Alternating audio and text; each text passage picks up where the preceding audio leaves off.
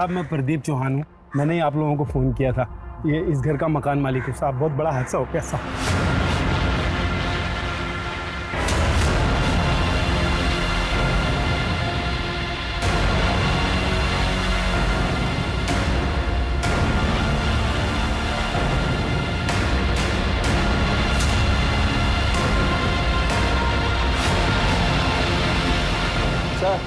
Sir bodies को देखकर लगता है कि उनको किसी ने एसिड से जलाया होगा।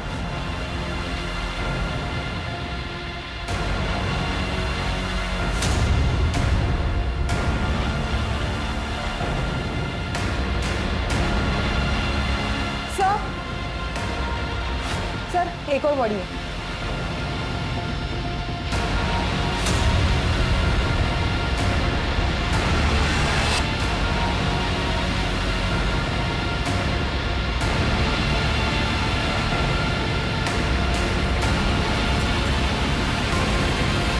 चारों पर एसिड डाला गया। काफी भीड़ भाड़ वाला मोहल्ला है, इससे में किसी को एसिड डाल के मार डालना या तो बहुत डेयरिंग की बात है या फिर प्लानिंग की। घर में कोई जबरदस्ती घुसा भी नहीं है। इसका मतलब यह है कि मुजरिम इस परिवार को अच्छी तरह से जानता था। क्या नाम है आपका? जी प्रदीप चौहान। कौन कौन रहता था यहाँ पे? जी यहाँ पर सरला और उसके 2 बच्चे। 3 लोग, अंदर 4 लाशें हैं। चौथा आदमी कौन है? उसको तो मैं नहीं जानता। इस परिवार की किसी के साथ दुश्मनी या फिर आपसी रंजिश? नहीं साहब, मुझे तो इस बारे में कुछ मालूम नहीं। ठीक है, जाइए फॉरेंसिक वाले को बुला लो, चारों बॉडीज पोस्टमार्टम के लिए भेजिए। जी सर। ये पुलिस हमारे घर भी आएगी, मैं जितना समझाऊं, जैसे समझाऊं वैसे करना, ज्यादा होशियारी करने की जरूरत नहीं है। चलो। सर कल उस इलाके के कारखाने में फंक्शन था। ज्यादातर लोग शाम को 5 से 8 बजे तक वहीं थे, इसलिए इतना बड़ा हादसा हो गया और किसी को कुछ पता नहीं चला। हो सकता है कि खूनी इसी मोहल्ले का। लोगों ने बताया कि 2 दिन पहले सरला का वीणा जायसवाल के साथ मारपीट हुई थी। वीणा जायसवाल कौन? सर वही जिसकी फैक्ट्री में फंक्शन था। किस बात को लेकर हुआ था झगड़ा? सरला के बेटे अरुण को लेकर। सर कहीं ऐसा तो नहीं कि वीणा ने फंक्शन के आड़ में ये कांड कर दिया हो सकता है, लेकिन अगर वीणा का झगड़ा सिर्फ सरला के साथ था तो फिर उसने पूरे परिवार को क्यों मार डाला? या फिर यह हो सकता है कि खूनी किसी एक को मारने आया था या फिर उसकी पूरे परिवार के साथ दुश्मनी थी। फिर भी सवाल तो बचता ही है ना, ये चौथा आदमी कौन है? एक काम करो, शहर के सारे थानों में खबर कर दो और पता करो कोई मिसिंग कंप्लेंट आया है क्या। और हाँ, इस एसिड की लैब टेस्ट करवाओ, क्योंकि इतनी बड़ी मात्रा में एसिड किसी को आसानी से नहीं मिलता है। जी सर। तक ये भी पता करते हैं कि इस वीणा को सरला के बेटे के साथ क्या दिक्कत थी।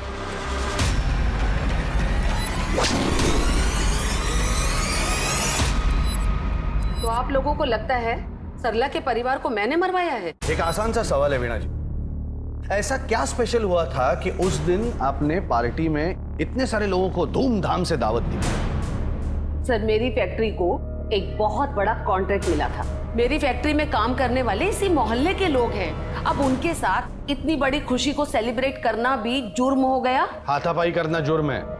हमें पता चला है कि मौत से 2 दिन पहले आपका सरला के साथ झगड़ा हुआ था। सर वो खुद लड़ने आई थी, ना जाने क्या चाहती थी मुझसे। चल चल चल चल तेरी औकात ही क्या है? अरुण, सरला के बेटे अरुण को लेकर झगड़ा हुआ था ना? इंस्पेक्टर साहब, सरला अपनी दुनिया में रहती थी, मेरा उसके साथ और उसके परिवार के साथ कोई लेना देना नहीं। लेकिन इस मर्डर से किसका क्या लेना देना है ये हम पता लगा के ही रहेंगे। विक्रम, इसके चेहरे को देखकर ही पता लग रहा है कि कुछ छुपा रही है। सर मैंने बाकी के पुलिस स्टेशन में भी चेक किया, कहीं कोई मिसिंग एफआईआर तक नहीं है। ये चौथा आदमी पहेली बना हुआ है, बाकी सारे लोगों के चेहरे तो पहचान में आ रहे हैं। सर मुझे लगता है उस चौथे आदमी के चेहरे पर जानबूझकर ज्यादा एसिड डाला गया ताकि उसका चेहरा कोई पहचान ना सके। हाँ, लेकिन पोस्टमार्टम की रिपोर्ट से कुछ ना कुछ तो पता चल ही जाएगा। उससे पहले एक काम करो, इस अरुण के बारे में पता करो, कहाँ काम करता था, कॉल रिकॉर्ड्स, दोस्त, गर्लफ्रेंड, सारी डिटेल्स चाहिए मुझे। जी सर। अरुण से जुड़ा यह राज पुलिस के लिए कई नए रास्ते खोल रहा था, कई मकसद की दस्तक दे रहा था। लेकिन इस केस से जुड़ा सबसे अहम सवाल अब भी पुलिस के लिए रहस्य बना हुआ था। कौन था वो चौथा आदमी और क्या संबंध थे उसके इस परिवार से? सवाल कई थे, लेकिन पुलिस ने भी इस केस की गहराई तक जाने में कोई कसर नहीं छोड़ी। ये सारे कार्टून्स की काउंटिंग करके एक लिस्ट बना के मुझे दो। वीना आंटी, अरे अरुण तू? कुछ बात करनी थी आपसे। हाँ हाँ बोलो। मेरे घर की हालत बहुत खराब है। आपकी फैक्ट्री में कुछ काम मिल सकता है मुझे? काम? मेरी फैक्ट्री में? मैं कोई भी काम कर लूंगा। अरुण मेरी फैक्ट्री में तो काम नहीं है। मैं ऐसा करती हूँ कि तुम्हें अपने भांजे कार्तिक की लॉन्ड्री पर लगवा देती हूँ, वहाँ काम करोगे? चलेगा। ठीक है, मैं कार्तिक को फोन करती हूँ। हाँ भाई। अंकल वो टीना को बुलाओ। मुझे तुमसे कोई बात नहीं करनी, जाओ यहाँ से। टीना मेरी बात तो सुन ले एक बार। देख तू जैसा सोच रही है ना वैसा बोल नहीं है। दिया ना, जा यहाँ से। अरे मैं कैसे यकीन दिलाऊं तेरे को? देख देख तू जैसा सोच रही है मैं वैसा नहीं हूँ। मेरी बात तो सुन टीना।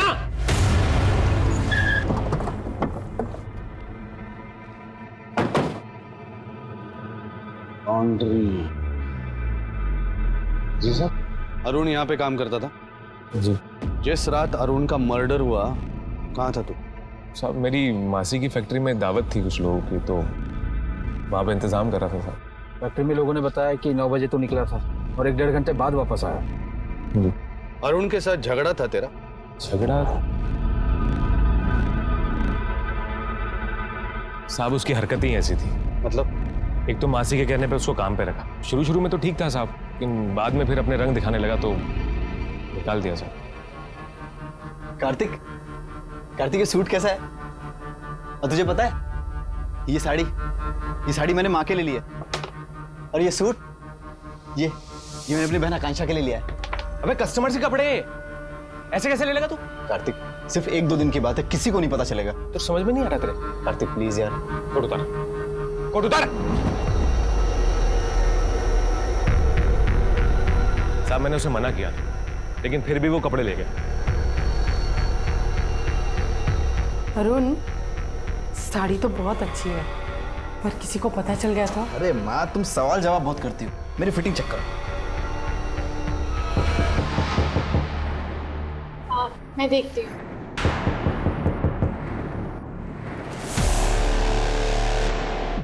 तुझे मना किया था ना मैंने, मना किया था ना कि कपड़े मत लेके आना, फिर भी ले आया तू।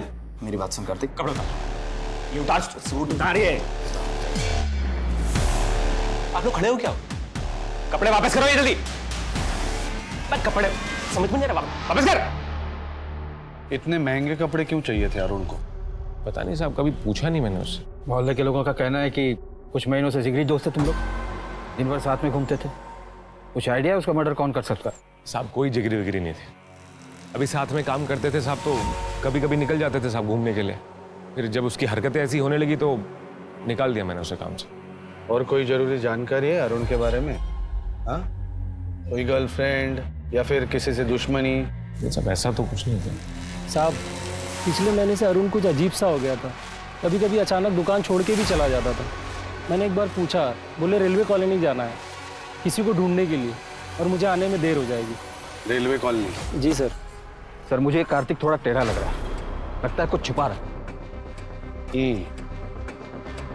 एक काम करो, अपने खबरियों को काम पे लगाओ और उसकी पूरी कुंडली निकालो, ढूंढो ये किससे मिलता है, क्या करता है। और एक काम, अरुण की फोटो देके कांस्टेबल को भेजो रेलवे कॉलोनी और पता करो कि अरुण किसको ढूंढ रहा था। हर एक से पूछो, चाय वाला, पान वाला, सबसे। जी सर।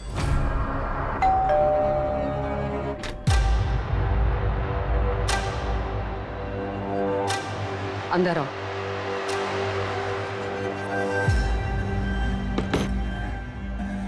वीना जी, वो कार्तिक घर पर आया था। कार्तिक ने मुझे बताया। तुम्हारी बेटी को दिक्कत क्या है उससे? टीना जी, उसे लगता है कि वो चुप, एकदम से चुप। कार्तिक का वो झूठ सरला के परिवार के साथ दफन हो गया। कैसे भी अपनी बेटी को मनाइए कि उसे कार्तिक के साथ मोहल्ले के लोगों ने बताया कि अरुण का जॉब छूटने के बाद से वो काफी चिड़चिड़ा हो गया था, छोटी छोटी बात पर भी गुस्सा करता था। इवन सरला जी के घर से भी झगड़ों की आवाजें आती थी। मेरी खुशी के लिए किया, हाँ? मेरी खुशी के लिए किया। अरुण के स्वभाव में जो बदलाव हुआ है उसकी वजह कुछ और है। सर एक अजीब बात है, वीना की सरला से दुश्मनी थी, वक्त बदलते ना देर नहीं लगती। और कार्तिक की सरला के बेटे अरुण से। कहीं ऐसा तो नहीं कि इन दोनों ने मिलकर आपसी रंजिश में सरला के पूरे परिवार को। एक काम करो, इस वीणा और कार्तिक की पूरी इंफॉर्मेशन निकालो। जी सर। तमीज, अपने बाप से बात करने की तमीज नहीं तुझे? मेरी बात ध्यान से सुन। अब जब तक तू कार्तिक से शादी नहीं करेगी ना, तेरा घर से बाहर न जाना पन, समझ गई तू?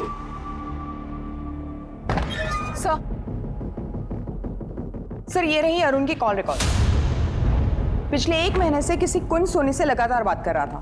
सर अरुण के फोन पे लास्ट मैसेज भी इसी का था, बंगला कब लोगे? अरुण बंगला क्यों लेने वाला था? पता करो ये बंगले की डील क्या है। Right sir. हाँ, मैंने मैसेज किया था अरुण को, पर मर्डर वर्डर नहीं किया मैंने।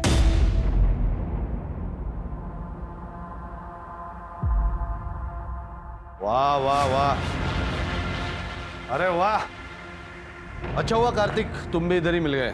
इसके बाद तुम्हारे ही पास आने वाले थे, कुछ जरूरी काम था मासी से। हमें जो स्टेटमेंट देना था उसकी तैयारी करोगे ना सर? हमें क्या जरूरत है कुछ छुपाने की? अगर आप छुपा नहीं रही है तो फिर कार्तिक छुपा रहा होगा, है ना? कार्तिक क्यों छुपाएगा इंस्पेक्टर साहब? कार्तिक के पास कोई वजह नहीं उन्हें मारने की। है ना, वजह है। अरुण की वजह से तो कार्तिक और टीना की सगाई टूटी थी। चौंकिए मत, पुलिस के खबरी हर जगह होते हैं। और ताज्जुब की बात यह है मैडम कि इस फैक्ट्री में जो पार्टी चल रही थी उस पार्टी से आप खुद गायब थी 1 घंटे के लिए, अपने भांजे की तरह। इंस्पेक्टर साहब, मेरी फैक्ट्री का टेम्पो आया था बैक डोर पर, मैं माल उतरवाने गई थी। अगर आपको यकीन नहीं तो मैं ड्राइवर का नंबर दे देती हूँ, बात कर लीजिए। अरुण को बंगला पसंद आ गया था, इसलिए वो अपनी माँ को लेकर आया था घर किराए पर लेने के लिए। अरुण ये बंगलो बुक करने आया था? ये पूरा फर्निश्ड है, उधर डाइनिंग रूम है। माँ देख लो, उधर एक रूम और है, आओ वो भी दिखा देता हूँ, आइए। चलो।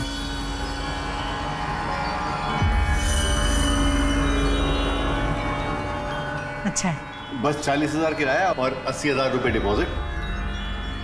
ये लीजिए 20,000 एडवांस। ठीक। क्या ये वही दोनों थे जो आए थे? हाँ। सवाल एक नहीं 2 है। पहला ये कि इस परिवार के पास इतने ज्यादा पैसे आए कहां से, और इनको बंगले की क्या जरूरत थी? सर लगता है कोई बड़ी लॉटरी लग गई होगी इनकी। विक्रम, अगर बड़ी लॉटरी लगती तो अरुण लॉन्ड्री से कस्टमर्स के कपड़े नहीं उठाता। पता करो ये अतरंगी परिवार आखिर चाहता क्या है। जी सर। सर। हाँ। सर पोस्टमार्टम रिपोर्ट्स आ गई हैं। उस चौथे आदमी के बारे में कुछ पता चला? करीब 34-35 साल का आदमी था, लेकिन अजीब बात तो ये है कि इन चारों के पेट में बेहोशी की दवाई के सैंपल्स मिले हैं।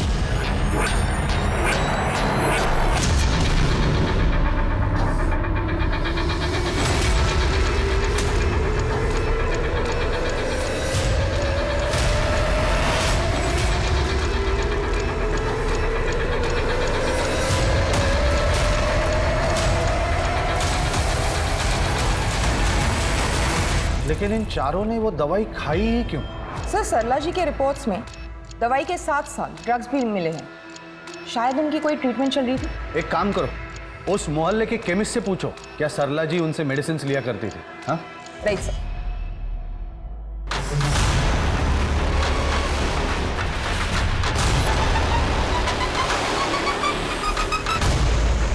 मैंने कितनी बार कहा है 5 बजते ही मुझे अपनी कॉफी चाहिए, कोई सुनता ही नहीं है मेरी बात। बबलू से कह रही थी बाहर का सोफा साफ कर दे, लेकिन अब तक किया नहीं। इतने सारे नौकर हैं, सबको नौकरी से निकाल दूंगी मैं।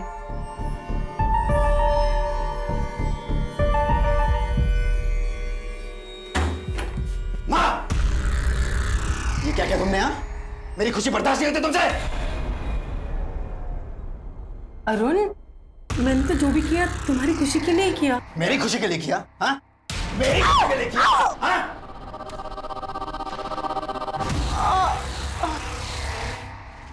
सरला जी मेरी पेशेंट थी, उनका बेटा उन्हें मेरे पास लेकर आया था। किस बात का इलाज चल रहा था यहाँ पे? दिमाग का।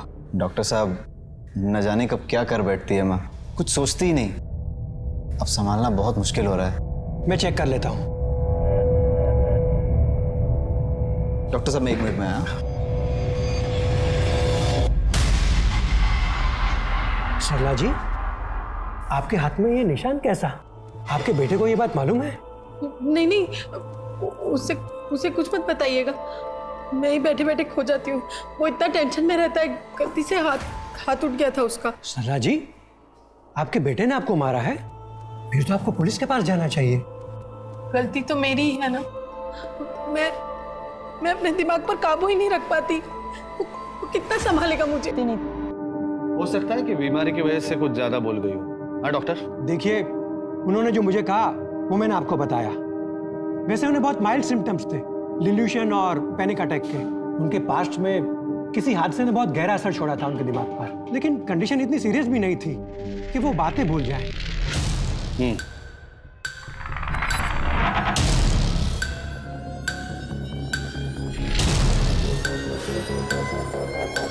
मंगला? मंगला तो नहीं है साहब। मंगला कहाँ है? मुझे नहीं मालूम, कोई काम था क्या? मैं कर सकती हूँ। नहीं, मुझे मंगला ही चाहिए। मंगला का तो नहीं मालूम साहब। हेलो, हाँ, भूषण घर आया था क्या? नहीं, घबराने की कोई बात नहीं है, मैं पूछता हूँ।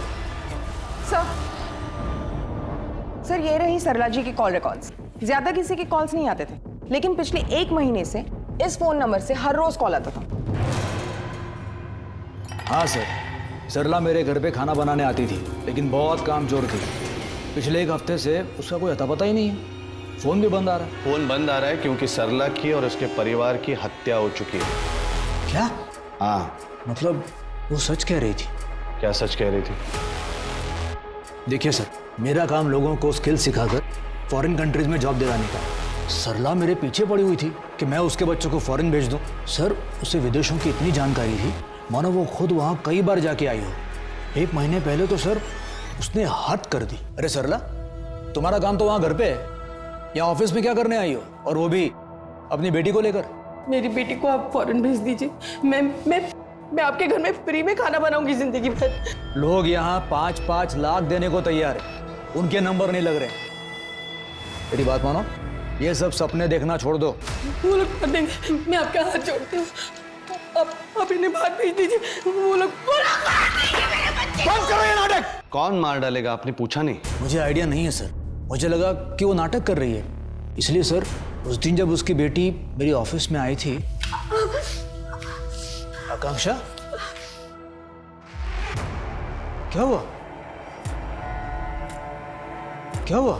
सॉरी, मैं ना घर नहीं जा सकती, मुझे इस हालत में यहीं आना पड़ा। कितनी चोट आई है? तुम्हें तो हॉस्पिटल जाने की जरूरत है। अगर हॉस्पिटल गई तो पुलिस को पता चल जाएगा, तो फिर माँ को भी पता चल जाएगा ना। माँ सच कहती थी कि वो लोग हमें मार डालेंगे। आप प्लीज हमें कहीं बाहर भेज दीजिए, प्लीज।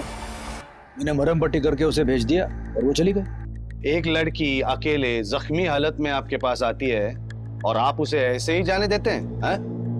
सर, मुझे लगा माँ बेटी दोनों मिलकर नाटक कर रहे हैं ताकि मैं आकांक्षा को फॉरेन कंट्री भेज दूं।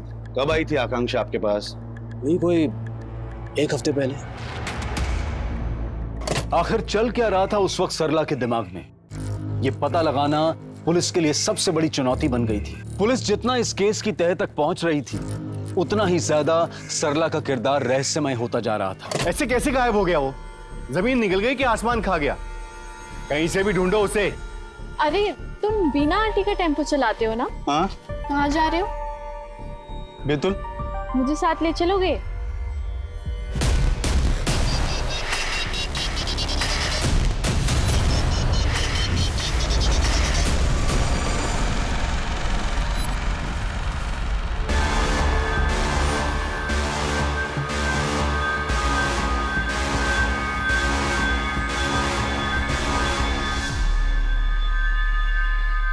शहर में अब तक किसी भी ऐसे आदमी के बारे में मिसिंग रिपोर्ट दर्ज नहीं हुई है। इसका मतलब यह है कि ये जो चौथा आदमी है, इसके बारे में हमारे पास कोई भी सुराग नहीं। अब आते हैं इस परिवार पे। बंगला किराए पे लेने से लेकर आकांक्षा को चोट लगने तक, बीच में वीणा और सरला की हाथापाई होना, अरुण को जॉब से निकाले जाना, इस परिवार के बारे में जितने भी हादसे हुए हैं वो पिछले 1 या 2 हफ्तों में हुए। 6 अगस्त वीणा और सरला के बीच हाथापाई होती है।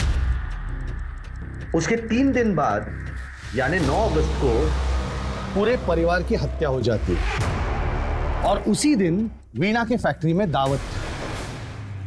उससे 15 दिन पहले अरुण को जॉब से निकाला गया था, और जिस दिन अरुण को जॉब से निकाला गया था उससे 10 दिन पहले अरुण ने बंगला बुक किया था, और इस सब में आकांक्षा को चोट लगी। अगर हम ये सारी कड़ियां जोड़ दे तो हमें कातिल का पता चल जाएगा। रेलवे कॉलोनी में अरुण किसे ढूंढ रहा था, पता चला? सर अभी तक तो कुछ पता नहीं चला। और वो एसिड कहां से लिया गया था, any detail? Sir postmortem report के मुताबिक एसिड था, इतनी आसानी से नहीं मिलता वो। खूनी ने जरूर तगड़ी सेटिंग लगाकर मंगवाया होगा। सर हाँ सर, आकांक्षा सोशल मीडिया पे अपने कई डांस वीडियोस अपलोड करती थी और कई लोग उस पर कमेंट भी करते थे। सर मुझे लगता है इस आकांक्षा का शायद कोई सीक्रेट अफेयर था, क्योंकि कुछ दिन पहले उसने अपने मोबाइल पे बेतुल का एक एड्रेस सर्च किया था, रमा निवास 21/4।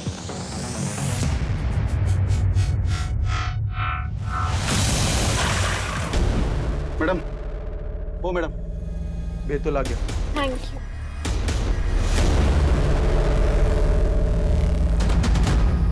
ओ मैडम, वापस भी जाएंगी क्या? क्यों?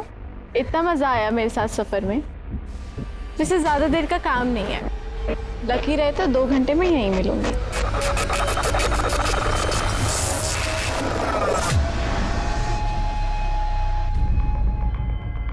आकांक्षा के सारे वीडियोस लाइक करता था तू, उसी की वजह से तुझमें और अरुण में झगड़ा हुआ है ना? अरे नहीं सर, मेरा कोई रिश्ता नहीं है आकांक्षा से, सच बोल रहा हूँ। अगर सच बोल रहा होता तो यहाँ पे नहीं बैठा होता।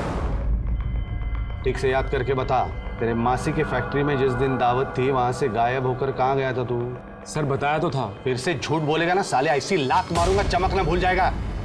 लोगों ने देखा है तुझे नशे में धुत, हाथ में बॉटल, फैक्ट्री के पीछे गया, वहां से गायब हो गया। कहाँ गया था? सर उस दिन थोड़ा ज्यादा पी ली थी तो याद नहीं रहा कहाँ गया, इसलिए झूठ बोल दिया सर। देख अभी भी टाइम है, सच बोल दे वरना अंदर कर दूंगा।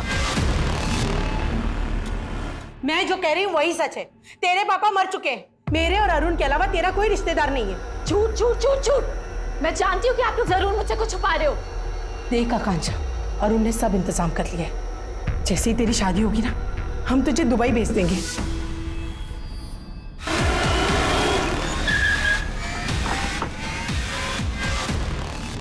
देखिए, मैं किसी आकांक्षा को नहीं जानता और ये हमारा भोजन का वक्त है, आप जा सकते हैं। नहीं जानते तो फिर आकांक्षा ने अपने मोबाइल पर आपका एड्रेस कैसे सर्च किया? एक बार ये फोटो देख लीजिए, शायद कुछ याद आ जाए। मैंने कहा ना आपसे,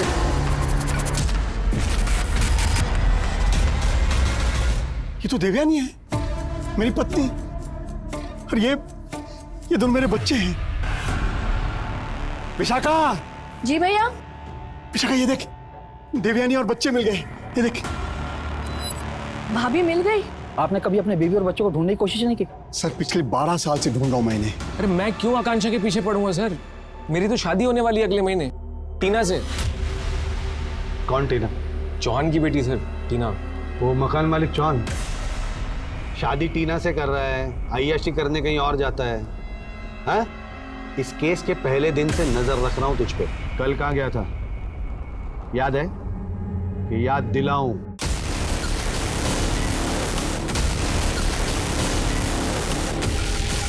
जब लड़कियां पसंद ही नहीं है तो क्यों शादी कर रहा है टीना से? सर मेरे लिए एक लड़का और लड़की में कोई फर्क नहीं। वो तो समाज कहता है कि एक लड़के को एक लड़की से शादी करनी चाहिए, इसलिए शादी कर रहा हूँ टीना से। अब सच बोल रहा है तू? उसके सारे शौक पूरे करता था मैं, तो वे न जाने किसकी बातों में आकर मुझे छोड़कर चली गई। मैं 2 साल तक ढूंढता रहा, मैं कहीं नहीं मिली वो।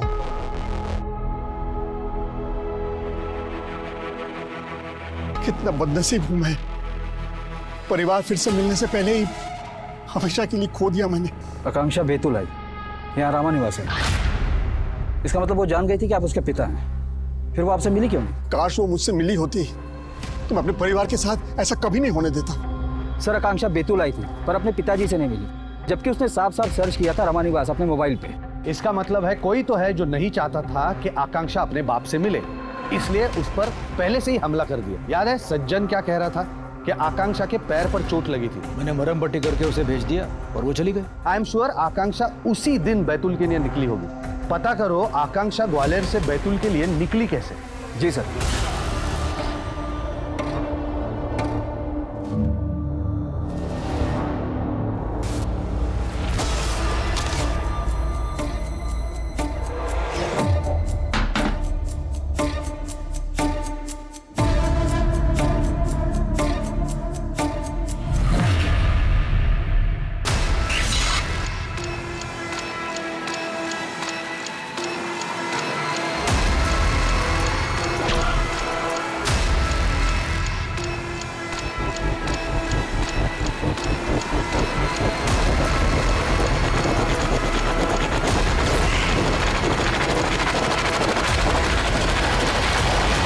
4 बॉडीज हैं, 2 आदमी और 2 औरत की, चारों पर एसिड डाला गया है। इस वीणा और कार्तिक की पूरी इंफॉर्मेशन निकालो।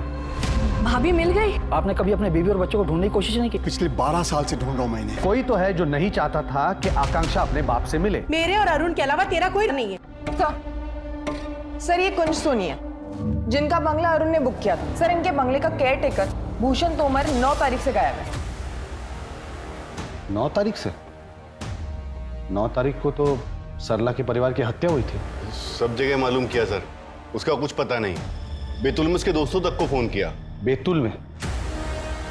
भूषण बैतूल से था? हाँ। क्या उम्र होगी भूषण की? आधार कार्ड के हिसाब से तो 35 का था।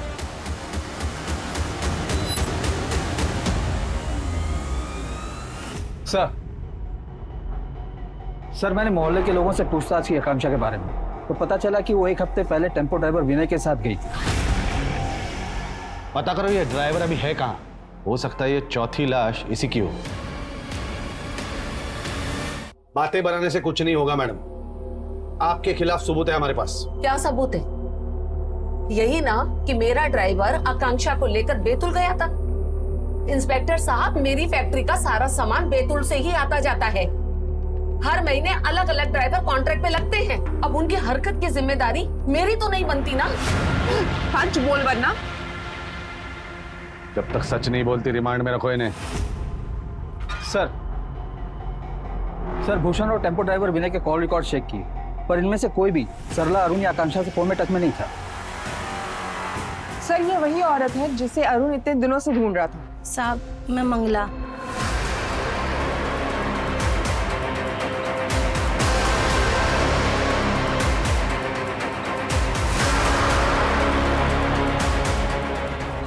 उनके मोहल्ले में 2-4 महीने से पानी की किल्लत थी, तो सरला दीदी ने मेरे को 2-4 बाल्टी पानी भरने की रोज 50 रुपए देती थी। अरुण क्यों ढूंढ रहा था तुम्हें? साहब वो मेरे को मारने के लिए ढूंढ रहा था।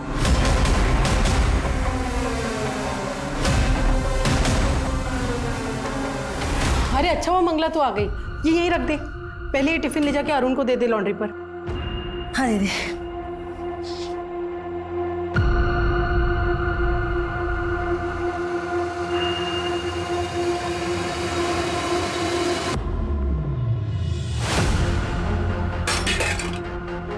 मंगला, मंगला, मंगला। दीदी, दीदी।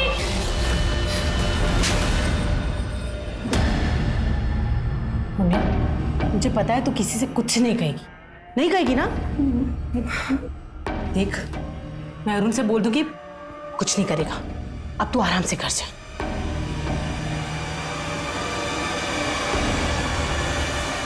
इसलिए उस अरुण से छुपती थी मैं। ठीक है जाओ तुम। सर इसलिए अरुण पिछले महीने से इतना चिड़चिड़ा हो गया। एक काम करो, कार्तिक, टीना और उसका बाप चौहान सबको थाने में बुला लो।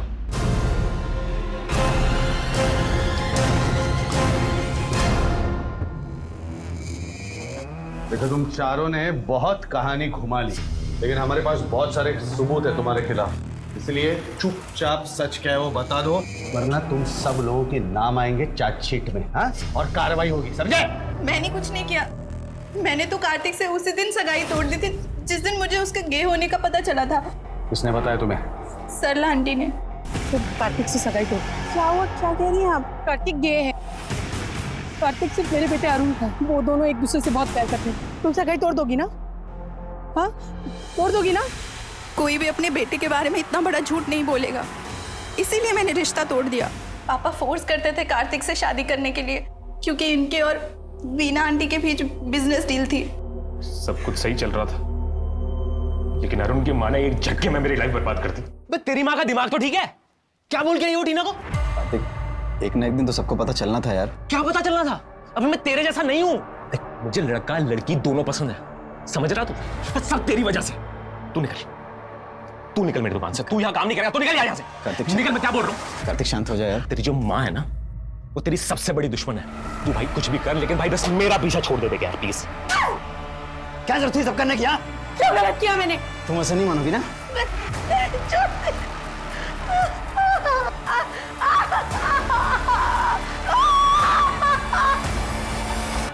इसीलिए तूने बदला लिया सरला और अरुण से। हाँ? कौन था चौथा आदमी? साहब सच बोल रहा हूँ साहब, जो पता था सब बता दिया। कार्तिक ऐसा नहीं कर सकता। अरे बोल जल्दी, सच बोल। बोल।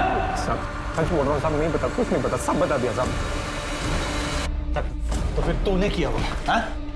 डील था ना इनके साथ, इसीलिए, और सरला की वजह से ये शादी टूटी, इसलिए तूने किया ना। बोल जल्दी। नहीं साहब, हमने किसी को नहीं मारा साहब। जहाँ तक मुझे पता है वीणा जी अरुण को लेकर ज्यादा परेशान थी, उन्होंने ही मरवाया होगा साहब। ये क्या बकवास कर रहे हैं चौहान साहब?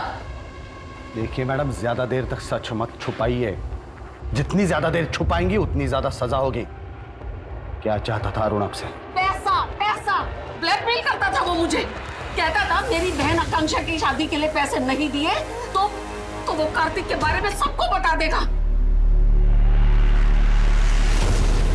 अरुण, अरुण, अरुण, अरुण।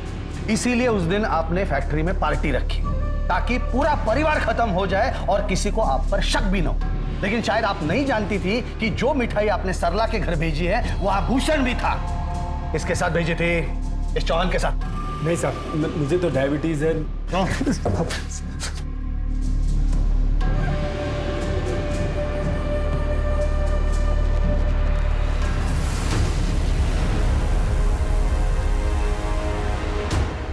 विक्रम, इन लोगों में से एक ने भी मुंह खोला ना तो ये केस सॉल्व हो जाएगा।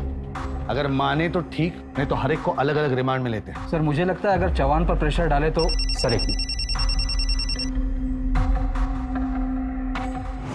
ठीक है। सर सरला की फैमिली को जलाने के लिए जो एसिड यूज हुआ था वो भूषण के घर डिलीवर हुआ। इसका मतलब है भूषण वो एसिड लेकर सरला के घर गया पूरे फैमिली को जलाने के लिए। सर इस केस में हर मोड़ तो नया रंग हुआ। नमस्ते जी, मैं भूषण। मैंने तो आपको उस दिन देखते ही पहचान गया था। आप वही है ना, बैतूल वाले रमाकांत जी की पत्नी देवयानी जी? देवयानी? कौन देवयानी? यहाँ पे कोई दिव्यानी व्यानी नहीं रहती। जाइए आप यहाँ से। अरे जाइए ना यहाँ से।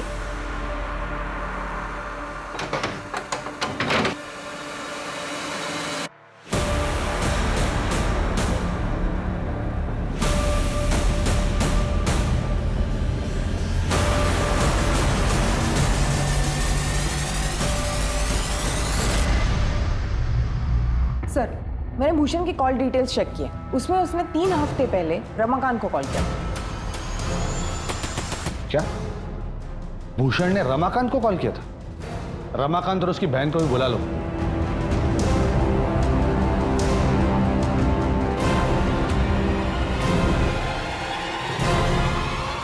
रमाकांत बैतूल का इतना बड़ा बिजनेसमैन ग्वालियर में बंगलों की देखरेख करने वाले के कांटेक्ट में क्यों था?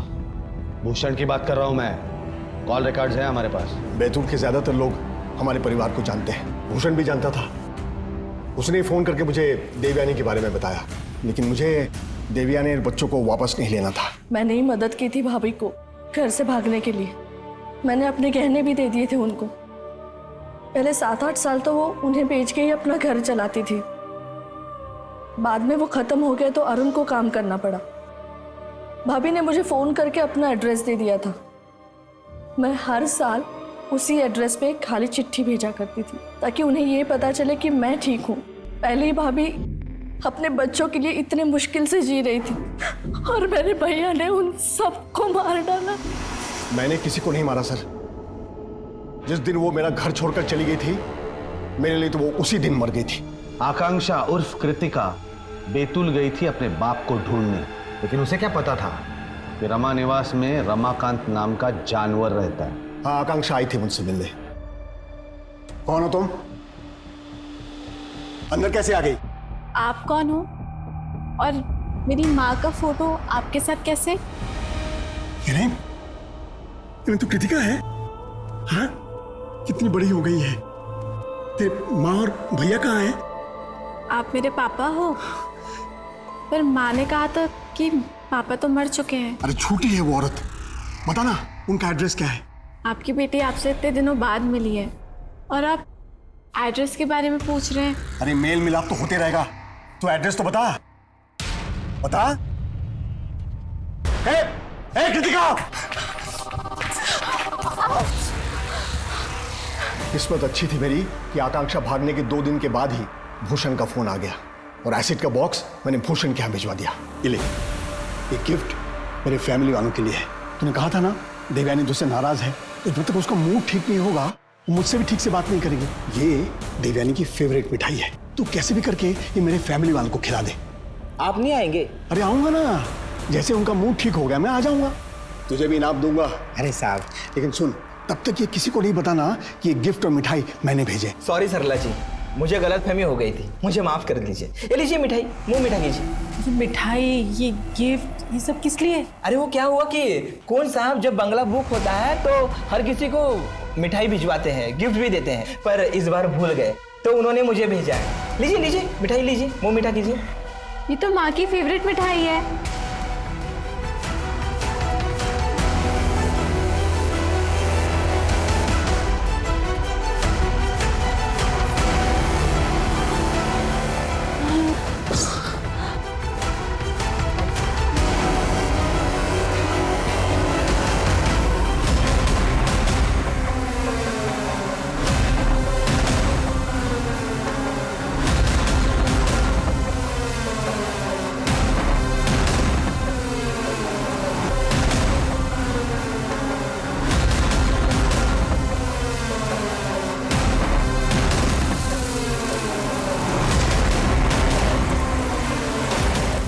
किस्मत से उस दिन आसपास के घरों में ताला लगा हुआ था। एसिड स्ट्रांग था, इसलिए मैंने उनको अलग अलग कमरे में ले गया और वहां एसिड डाला।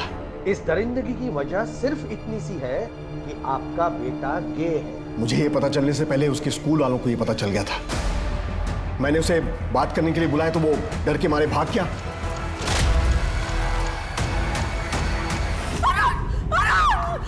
क्या कर रहे हो तुम? ऐसे बीमार लोगों को जिंदा रहने का कोई हक नहीं है। देवयानी!